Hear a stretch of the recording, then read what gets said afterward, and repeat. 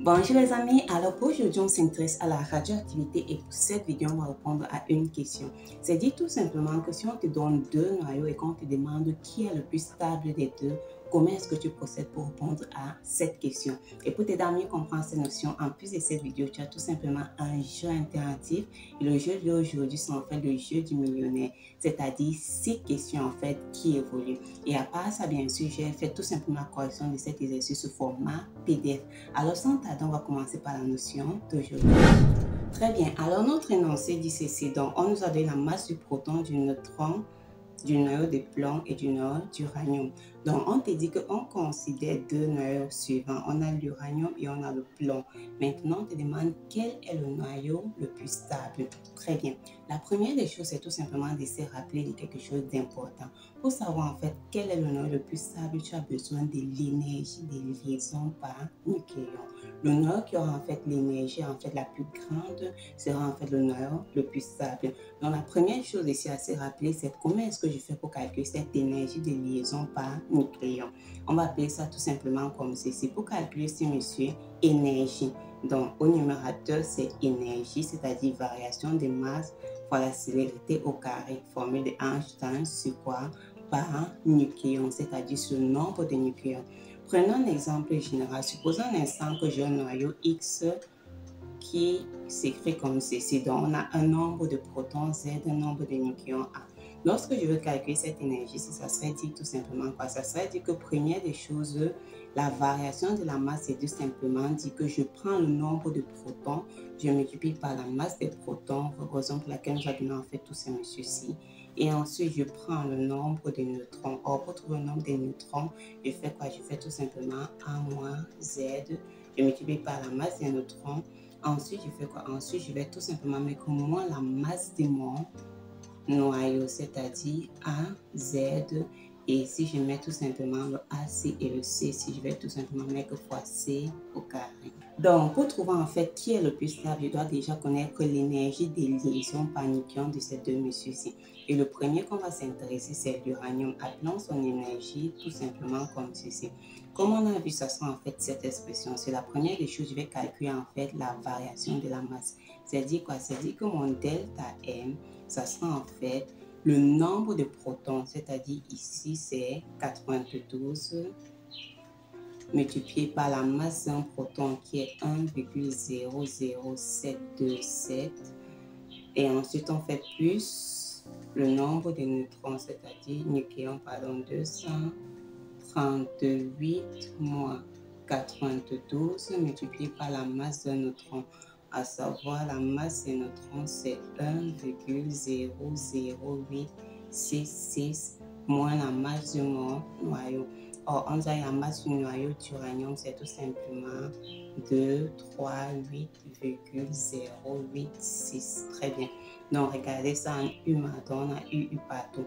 Donc, la première information importante, c'est tout simplement dire que ce cher monsieur serait égal à quoi? Serait égal à... Donc, après le calcul, on obtient tout simplement 1,8472.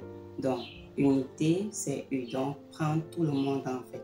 Très bien. Alors, une chose, c'est tout simplement de remarquer, par exemple, qu'ici, on nous a donné 1 U, c'est 931 mégaélectrovolts C carré. Ce qui fait que si je regarde mon E, si mon E, si ça serait tout simplement quoi? Comme c'est la variation, donc c'est dit que la variation s'exprime en U. Donc 1 U c'est quoi? C'est tout simplement 931 mégaélectrovolts divisé donc par C carré. Donc on peut dire divisé par le C carré. Ce qui fait que si on multiplie par le C carré, c'est-à-dire fois le C carré, on peut tout simplement remarquer en fait que les C carrés vont s'en aller. Donc pour trouver en fait l'énergie de ce monsieur, ce qu'il va tout simplement faire, c'est dire que c'est l'énergie en fait des liaisons, ça serait tout simplement l'expression que j'ai ici multipliée par 331. Je ne multiplie pas par le 3 fois 10 pour 8. Je ne multiplie pas par la célérité au carré parce que ça va s'annuler. Donc ici, je vais tout simplement prendre mon 1,8472. Je vais multiplier par le 331 parce que 1 humain c'est 331. Maintenant, n'oublie pas de diviser par le nombre de nucléons. Donc ici, on va tout simplement conclure en disant que ceci, ça va nous faire Donc, ça va nous faire 7,2258 et bien sûr, méga-électrovolts par nucléon. Donc, c'est la première information importante.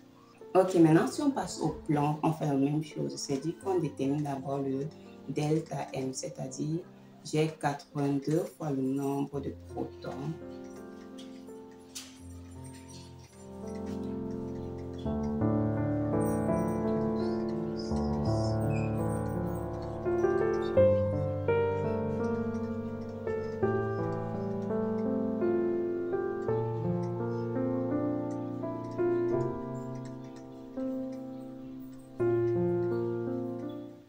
Très bien, donc le nombre de protons de notre plan.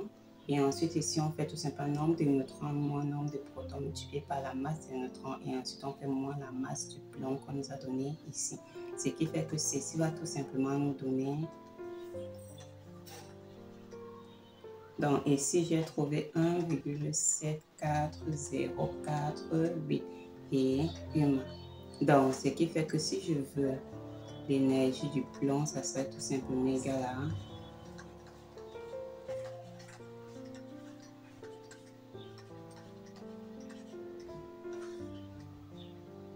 le nombre de nucléides.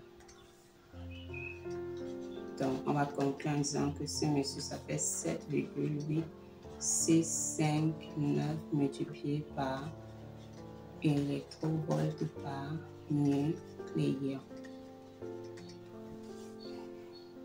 Donc, lorsque tu as fini de calculer en fait le nombre, l'énergie de liaison pour les deux atomes, c'est-à-dire si on a pour l'uranium et si on a pour le plomb, la dernière étape consiste tout simplement à comparer. C'est dit quoi? C'est dit qu'on peut remarquer tout simplement que si je dis 7,23, c'est bien sûr inférieur à 7,87. Ce qui revient tout simplement à dire que l'énergie en fait du plomb est supérieure à l'énergie de liaison par nucléon de notre uranium. Ce qui fait tout simplement qu'on va conclure que dans l'atome, le noyau le plus stable, c'est tout simplement le noyau de plomb. Donc le noyau le plus stable.